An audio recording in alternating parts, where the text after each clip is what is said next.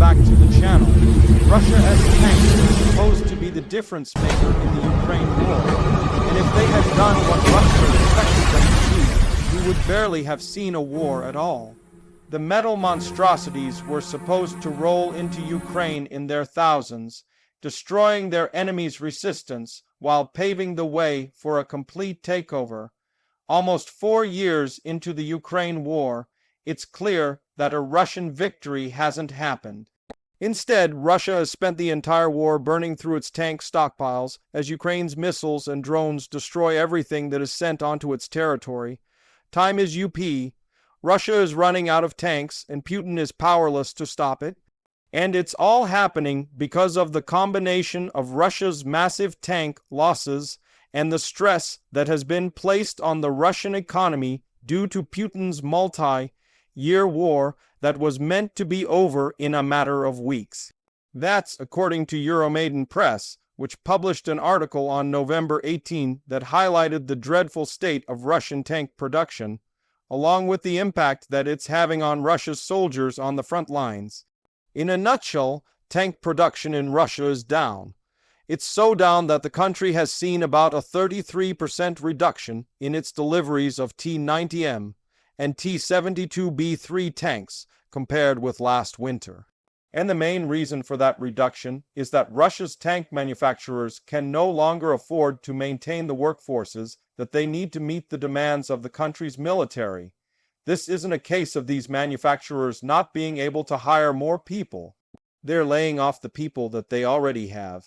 These layoffs were reported by Reuters on November 7. The outlet focused on a company named Uralvagonzavod, or UVS, which is one of Russia's largest tank and freight railcar manufacturers. Both are important products, given that Russia's Ukraine war strategy relies heavily on tanks and trains.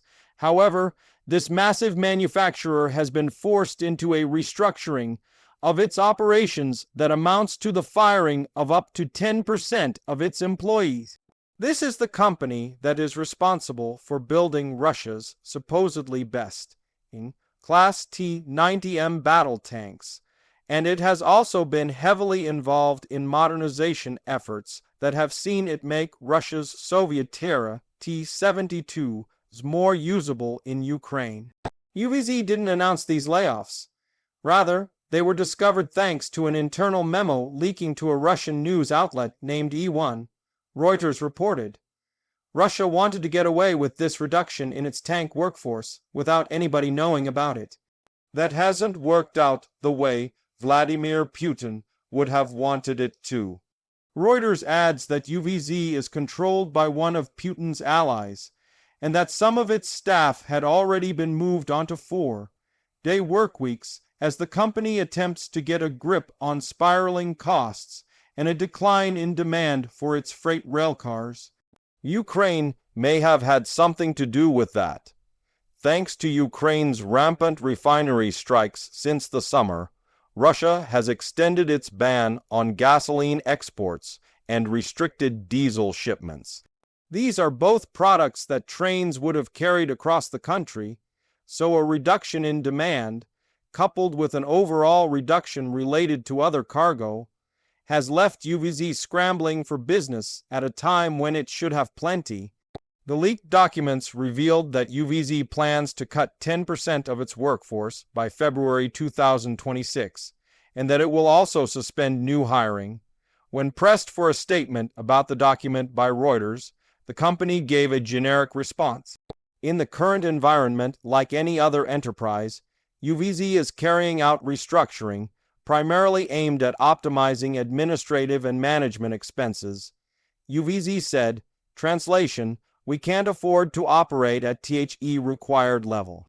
United 24 media followed up on the Reuters report, revealing that it had received information from UVZ staff that the proposed cuts could run deeper than even the leaked documents reveal. One unnamed employee said, according to our information, the reduction for most divisions is up to 50% of their established headcount. As a result, able-bodied, highly qualified specialists are losing their jobs. That's an interesting way of stating things. The implication here is that it's not just the rank-on, file and UVZ massive manufacturing operation that are under threat. Some of the company's most talented engineers and employees may find their heads on the chopping block. Militarny adds that, in addition to the lower orders for freight railcars, UVZ may also be laboring under a general lack of funding and a reduction in other military orders, all of which can be traced back to Russia's faltering wartime economy. By February, UVZ will be 10% lighter when it comes to employees, and while that situation promises to have an impact on Russian tank production and the shortages that the country is already dealing with, UVZ isn't exactly doing well in the present either. The 33% reduction in production that we mentioned at the beginning of this video relates to UVZ deliveries of T-90M and T-72B3 battle tanks, Euromaidan press reports. That means Russia's main tank manufacturer has built far fewer tanks than it did in the winter of 2024, and the situation isn't going to get better. Fewer workers feed into a cycle that is already slowly destroying the company from the inside, as the outlet explains. It's a chain reaction. Without foreign components, upgrades stall. Without upgrades, contracts shrink. And without new contracts, entire divisions begin to shut down. Euromaidan press reports. The result of all of this is simple. Russia's weakening armored fleets are about to get a whole lot weaker. And those fleets were already struggling massively in Ukraine to begin with, thanks to Ukraine's missiles, and especially its drones. Russian tanks are being destroyed in their thousands across the Ukrainian battlefield. The Ukrainian Ministry of Finance says that Russia has lost a staggering 355 of its tanks between Putin's February 24, 2022, launch of the Ukraine invasion, and November 18, 2025. After roughly 44 months of war, that means Russia has been losing tanks at a rate of about 258 per month. That is an insane rate of tank attrition, and it's a testament to Ukraine's drones, which have been able to come up with answers for dealing with every Russian tank up to and including the supposedly fearsome T-90M. In September, the National Security Journal reported that roughly 200 of Russia's T-90s have been destroyed, damaged, abandoned, or captured in Ukraine, which is a remarkable number, given that this tank is meant to be the best main battle tank in the world. Ukraine having solutions for taking the T-90 down means that the Soviet-era stock that makes up the majority of Russia's tank fleet never stood a chance. All of this points to Russia's tank losses already being a major reason for its shortage. With a 10% reduction in UVZ staff, that shortage is going to get much worse. Euromaidan Press offers a basic example of how, noting that losing so many staff could lead to UVZ making or repairing between 25 and 30 fewer tanks than it currently does per month. Bear in mind that this is a company that was already well behind its deadlines for deliveries even before the news of its impending layoffs broke. While that shortfall might not seem like much at first glance, it translates into over 300 fewer tanks heading into Ukraine annually.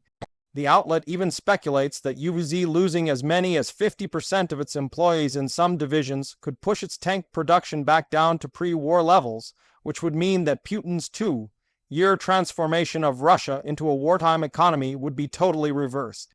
We were already seeing plenty of signs that Russia was running out of tanks before learning the news that one of its largest manufacturers will be losing so many of its employees.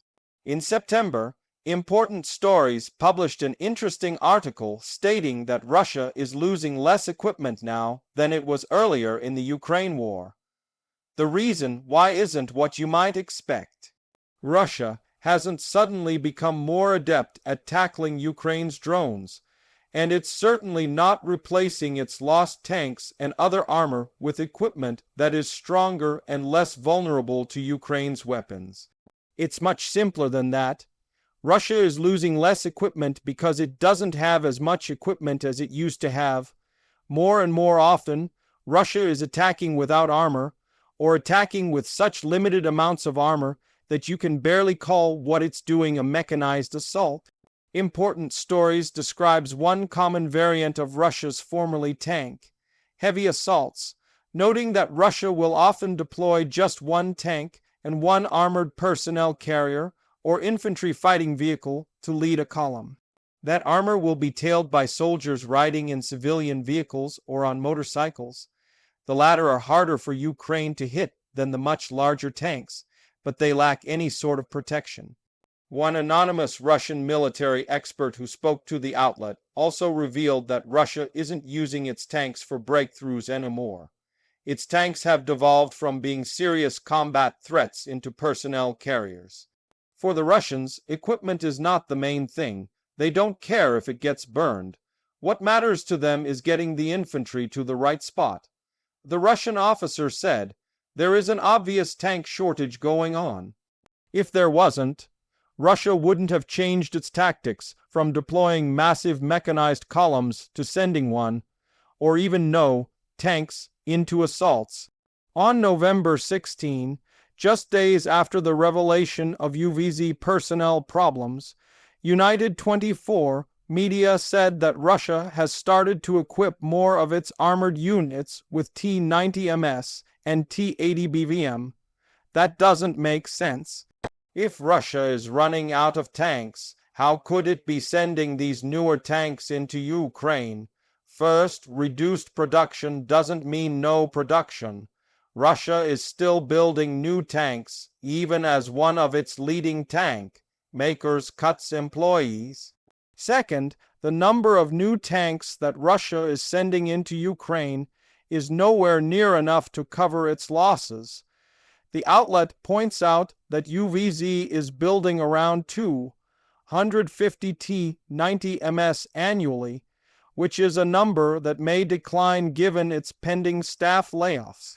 Another 150 T-80s are being built, giving Russia an annual total of 400 new tanks. Now, remember the average monthly tank losses that we shared earlier.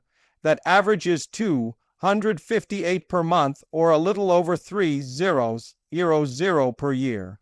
And though the 2025 average may be lower than 258 losses due to Russia deploying fewer tanks overall, the takeaway is the same. Russia isn't building enough tanks to replace those that it's losing. Eventually, that disparity between new and destroyed is going to leave it with practically no armor to field in Ukraine. In that situation, the news that UVZ is going to be cutting employees and thus reducing tank production couldn't have come at a worse time for Putin. And there's nothing that Russia's president can do to stop the rot, as much as he might want to. UVZ, along with Russia's other tank manufacturers, is state-controlled, even if it's not necessarily state-owned. That means they're also reliant on state money, which Putin has been able to pump into Russia's wartime manufacturers for the last couple of years. That cycle of state investment enabling production is what is going to topple Putin's goal of getting more tanks. Russia just doesn't have the money it needs to fully fund companies like UVZ anymore. Ukraine has played a huge part in creating Russia's most recent economic woes, as the Atlantic Council revealed in an October 21 article. It pointed out that the Ukrainian President Volodymyr Zelensky is predicting that Russia faces a budget deficit of $100 billion in 2026, which is practically unheard of in modern Russia, even U.S. President Donald Trump has claimed that the Russian economy is set to collapse as Russia labors under a gasoline shortage that is the result of Ukraine's constant refinery strikes. That fuel crisis is unlikely to be resolved anytime soon. The Atlantic Council says which means that Russia won't be able to generate as much revenue as it has in the past from its taxes on refined oil product sales. Less money from taxes also means less money to fund the manufacture of tanks, which is likely the reason why UVZ is having to let employees go due to low demand. Russia's industrial situation is now so bad that the Kremlin has raised Russia's value-added tax rate from 20% to 22%. In other words, the Russian people are now expected to pay more for goods and services to fill the gaping hole in Russia's wartime finances. Ukraine's deep strikes have exposed Putin's Achilles heel and have helped demonstrate that the Russian economy is far more fragile than many in Moscow would like us to believe. The Atlantic Council writes, and the impact of those strikes is having such far-reaching effects on Russia's economy that it's not just Russia no longer having the fuel it needs to operate its tanks that Putin has to worry about. Russia no longer has the money to build more, at least not at the required rate. The Kiev Independent also says that Russia is running out of money in a November 10 report. Specifically, it quotes Russian opposition politician Vladimir Milov, who says, to keep Russia's military machine running like this, a lot more money is needed, and there simply is not any. Russia's budget deficit is only going to keep growing the longer that Putin attempts to sustain his war, and that just feeds into the cycle that we already see. Less money in means less money spent. When money isn't being spent, Russia can't afford the tanks it needs. Companies like UVZ have to make layoffs, which also means they can no longer service larger contracts. Right now, Russia's National Wealth Fund, which is the country's main source of liquid cash, is down to $50 billion, which is already $20 billion less than what Russia expected to have by the end of 2025. That find isn't going to last forever. Russia will run out of tanks entirely when that fund dries up. There's more. Coming back to UVZ, a 10% reduction in staff numbers doesn't amount to the total closure of its manufacturing facilities. Ruse Business News estimates that the company has 54,000 employees, though it isn't clear when this figure dates from or even if it is accurate. UVZ doesn't publicly disclose how many employees it has. Assuming the 10% cut rate is correct, along with this employee count, that will still mean that UVZ has 48,600 employees come February. However, those employees will have heavier workloads, and they'll be dealing with another economic issue that has severely limited Russia's ability to build the tanks that it needs: Western sanctions. Even if the plant still has workers, Euromaidan Press says, sanctions have limited the imported electronics, machine tools, and alloys that allow those workers to build more tanks. As sanctions continue to bite, the cost of replacement parts and foreign components has skyrocketed, forcing factories to idle production lines they can no longer afford to operate. The outlet reports. In many cases, layoffs are a disguised form of shutdown, a way to quietly freeze activity without admitting bankruptcy. So, what we're seeing at UVZ isn't a temporary setback, it's a shadow shutdown, and it's only going to get worse for the company.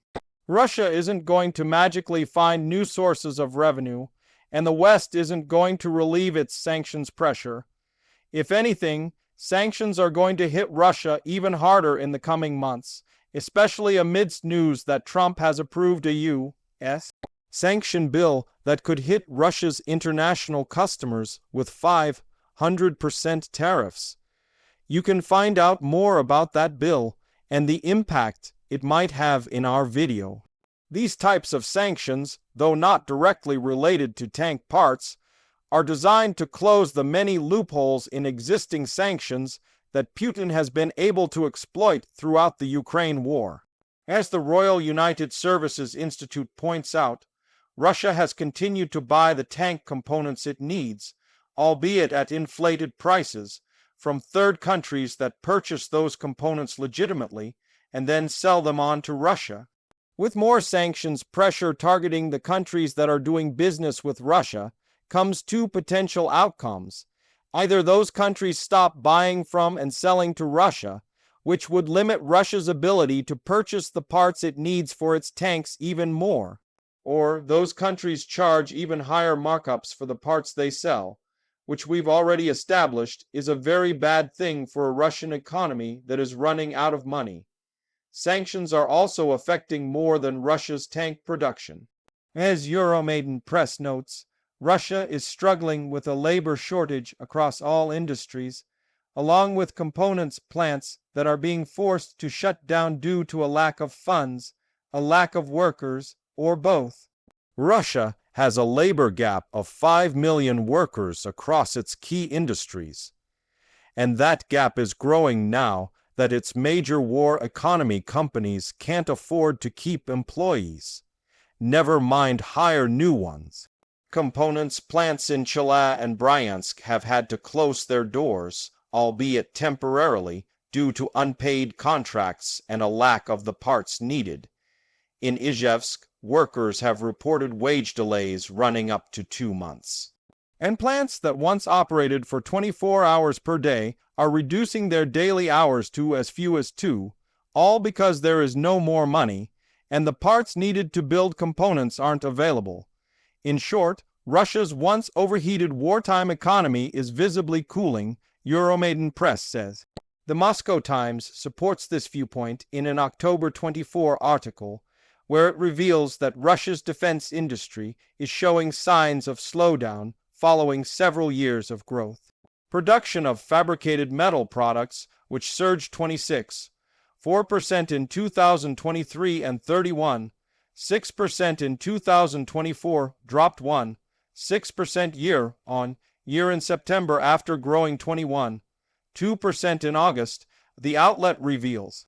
Output of other transport equipment, a category that includes tanks and armored vehicles, slowed sharply to 6% year-on-year growth in September from 2% the previous month. Interestingly, a November 10 report by the UK Defense Journal also reveals that NATO is collectively making more ammunition than Russia, which is both a sign that NATO is making more and a sign that Russia is making less. What is Putin to make of all of this? His transformation of Russia into a wartime economy relied on the idea that Russia would win the Ukraine war by now. It hasn't. Now, the money has run out, the sanctions are only getting harsher, and Russia's manufacturers are struggling. It's no longer a question of how many tanks Russia can send into Ukraine. It's whether Russia will even have any tanks left within the next few months. The country has hit its limit, and there's nothing that Putin can do to change that. Still, at least Russia can rely on allies like North Korea to continue providing ammunition, even if the tank supplies run dry. That used to be the case. But Kim has fooled Putin, as North Korea is delivering rotting ammo to Russia that is backfiring on Putin's troops. Russia is quickly running out of options for keeping its war machine churning, as you'll learn if you watch our video.